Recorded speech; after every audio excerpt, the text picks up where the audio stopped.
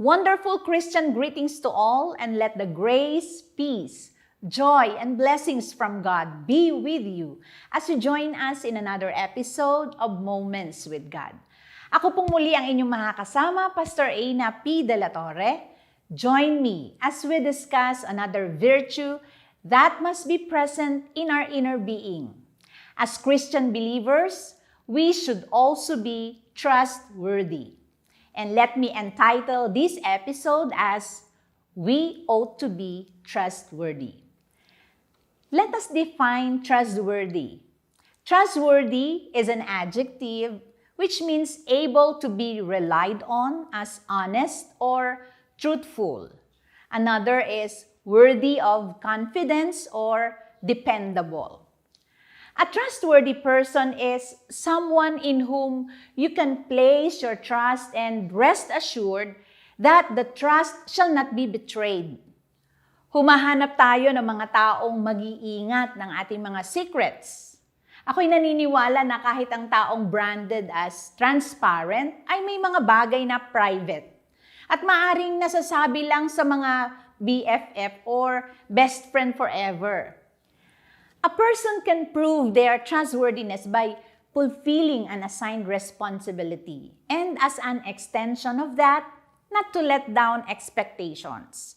Sa isang banda, maaari din itong mga hulugan ng kakayahan ng isang taong responsable at hindi bibiguin ang umaasa sa kanya. The responsibility can either be material such as doing an errand, example, ang mga Grab or Food Panda delivering a mail or package on time, or it can be non-material such as keeping an important secret to themselves. A trustworthy person is someone that you can tell your worries and secrets to, and no, they won't repeat them without your permission. In general, in order for trust to be earned, worth and integrity must be proven over time. Organization flourished or prosper when an atmosphere of trust is established in the workplace. In these environments, followers trust leaders and leaders trust followers. Here is a trust acronym that will help us explain what is required to build trust in an organization, family, circle of friends, or even in the house of God. First, the letter T, which stands for time. May kasabihan, trust requires an investment of time. Both leaders and followers must view the relationship as an investment of time. Dapat madiscover ang katotohanan ito. It is over time that people learn the values of each other in length of time. Discovery is a fruit of time. An individual exemplifies the same character when things are going well at nagiging matibay naman ang pagtitiwala during the time na ang difficult circumstances ay nagiging karanasan. This speaks of integrity, which is the linchpin o tinatawag nating essential on which trust will be established. Time is the tool individuals need to decide if an individual can be trusted. The second letter is R, which stands for relationship. Building relationships requires communication. Nangangailangan ng pagpapalitan ng opinyon. And as you do that, there is a sharing of values.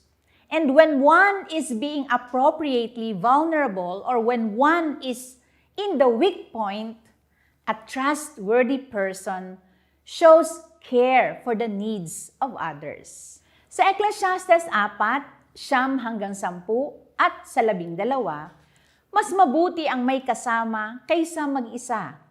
Mas marami silang magagawa.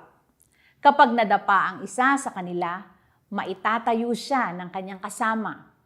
Kaya nakakaawa ang taong nag-iisa at nadapa dahil walang tutulong sa kanya. Madali kang matalo kung nag-iisa ka, pero kung may kasama ka, mahirap kayong talunin. Tulad din ng lubid na may 3 pilipit na hibla, mahirap itong malagot. The next letter is U, which stands for understanding o pagkaunawa. Sa mga Kawikaan 4, ang talata ay 7. Karunungan ay pinakapangulong bagay. Kaya't kunin mo ang karunungan, oo, sa lahat mong kukunin, ay kunin mo ang unawa. Sa ibang salin ay ginamit ang, though it cost you all you have, get understanding. Nais ng Diyos na tayo ay matuto sa Kanya, to gain wisdom and understanding on His ways, His views, His minds, His heart. When we understand His way, we can learn not on our own understanding and trust in Him. Kawikaan 3, 5-6. Magtiwala ka ng buong puso mo sa Panginoon at huwag kang manalig sa iyong sariling karunungan. Alalahanin mo ang Panginoon sa lahat ng iyong ginagawa at ituturo niya sa iyo ang tamang landas. In an organization, we are called to seek to understand not only the processes and policies of the group or the team, but the people whom we are with. Bilang mga Kristiyano, God has given people to shepherd upang alagaan. Hindi lang ang mga believers, but also those we want to bring to Jesus. Gusto nating maunawaan nila at maranasan na nasa atin ang Panginoon. Let us understand why an individual responds the way he does in a circumstance. Dahil pag naunawaan ito, this would mean a relational tool to build incredible trust. The leader-follower dynamic or follower-follower dynamic must be strengthened when the motivations and heart of every individual is mutually understood. Kumbaga sa isang mababaw na salita ay mayroong mutual understanding, nagkakaunawaan. The next letter is S, which stands for sensitivity. Jesus Himself provides multiple examples of sensitivity in dealing with people. Madali niyang madama ang pangangailangan ng iba. Sa Juan 9, mga talatang 35 hanggang 38. Nabalitaan ni Jesus, pinagbawalang pumasok sa sambahayan ang dating bulag. Kaya hinanap niya ito, at nang matagpuan niya, tinanong niya ito, sumasampalataya ka ba sa anak ng tao? Sumagot ang lalaki, sino po siya? Sabihin niyo po sa akin upang sumampalataya ako sa kanya. Sinabi ni Jesus sa kanya, nakita mo na siya, at siya ang kausap mo ngayon. Sinabi agad ng lalaki, Panginoon, sumasampalataya po ako sa inyo, at lumuhod siya at sumamba kay Jesus. Jesus had the ability to sensitively relate to the situation that others found themselves in. Jesus felt what others felt, sensitively caring for those in His care. And the last letter for the word trust is letter T, which stands for tenacity o katatagan. Trustworthy person knows his boundaries and hopes in God's power. 2 Corinthians 12 verse 10, dahil dito, maligaya ako sa aking kahinaan, sa mga panlalait sa akin, sa mga pasakit, panguusig, at sa mga paghihirap alang-alang kay Kristo. Sapagkat kung kailan ako mahina, saka naman ako pinalalakas ng Diyos.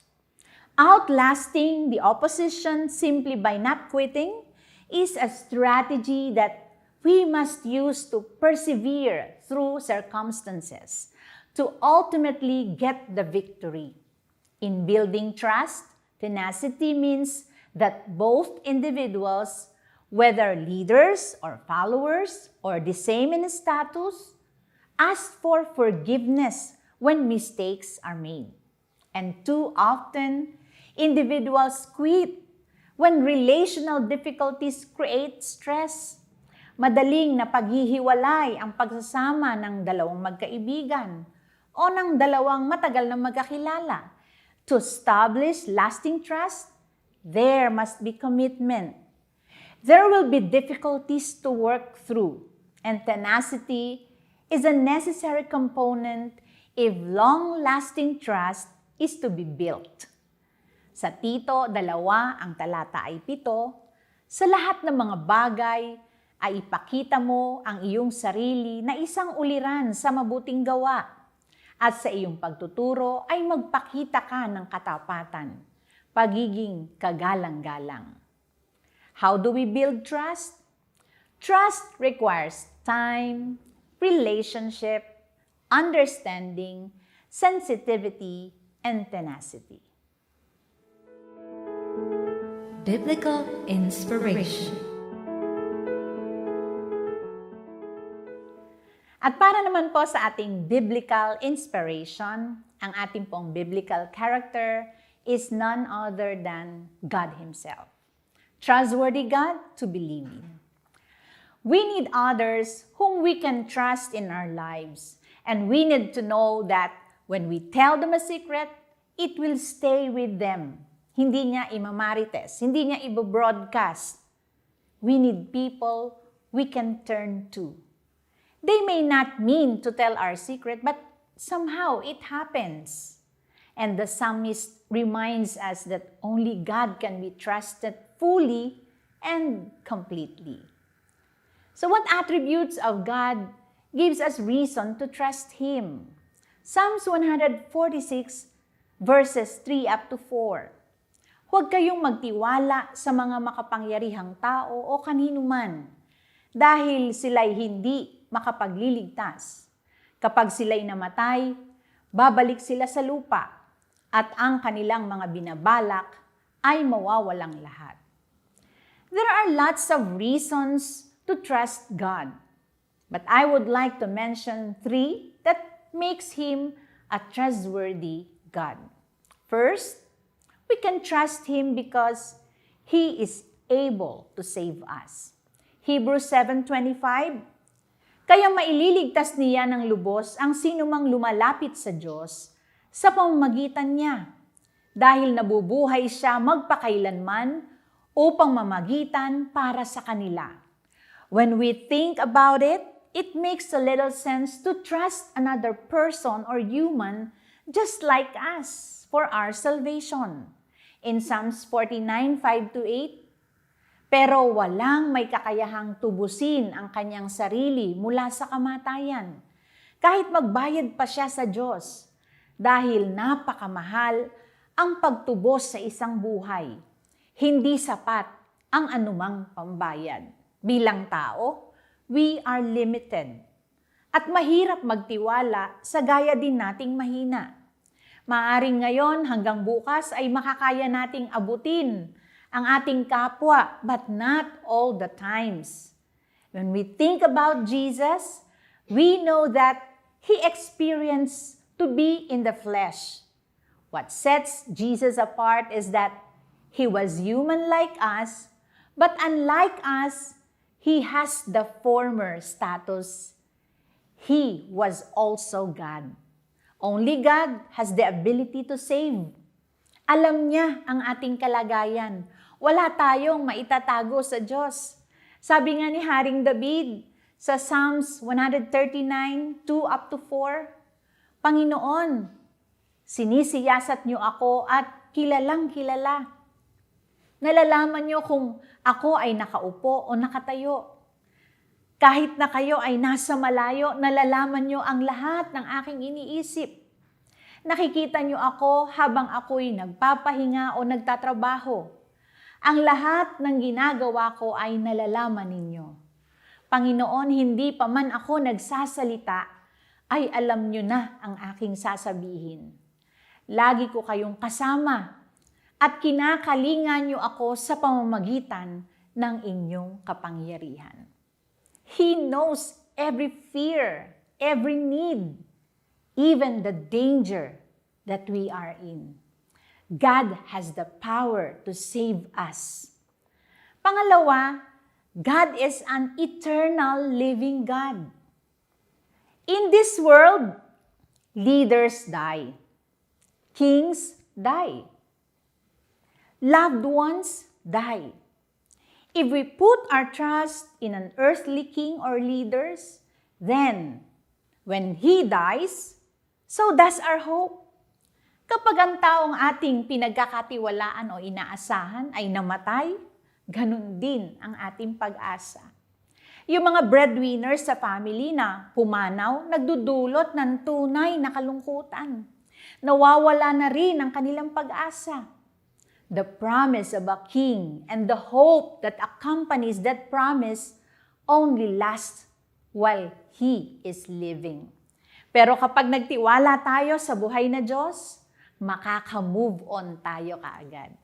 Psalms 146, 5 up to 6, mapalad ang tao na ang tulong ay nagmumula sa Diyos ni Jacob, na ang kanyang pag-asa ay sa Panginoon na kanyang Diyos, na siyang gumagawa ng langit at lupa, ng dagat at ang lahat ng narito. Mananatiling tapat ang Panginoon magpakailanman. When we put our trust in Him, God is faithful to fulfill and accomplish what He has promised because God is eternal. So are His promises and the hope that accompany His promises. His eternal attribute makes Him trustworthy. And third, we can trust God because His plans last. When a king dies, so do his plans. Kung ang isang namumuno ay bawian ng buhay, walang kasiguruhan na ang kanyang plano ay maisulong. The next king or leader may act on the previous plans, but the new leader will adjust those plans in some way to make them his own. Sa Psalms 146, 3 up to 4, huwag kayong magtiwala sa mga makapangyarihang tao o kanino man, dahil sila'y hindi makapagliligtas. Kapag sila'y namatay, babalik sila sa lupa, at ang kanilang mga binabalak ay mawawalang lahat. If we put our trust in Him, we are assured of His lasting plan because God is eternal. Therefore, His plans do not change. The plan He had 3,000 years ago is the same plan He has today. Kaibigan, kung nais mong magkaroon ng kasiguruhan ng iyong buhay, sumampalataya ka at tanggapin mo ang Panginoon. Gawin mo siyang hari ng iyong buhay. Magkaroon ka ng tipan sa Kanya sa pamamagitan ng bautismo. At kung ikaw naman, kapatid, ay dumarating sa pagsubok ng buhay, go back to the promises of eternal God. His promises is to never leave us nor forsake us. He is a dependable God now and forever. All these three reasons remind us of God's power and the eternal nature of that power. He will not leave His throne and no one will replace Him. He alone is God, and therefore, He alone is trustworthy. Once again, this is Pastor Ainnah P. de la Torre, and we are inviting you in the next episode of Moments with God. May the good Lord bless you and your family as well. Always keep safe. God bless you all. Thank you for watching Moments with God. If you enjoyed the video, click like and subscribe for more uploads.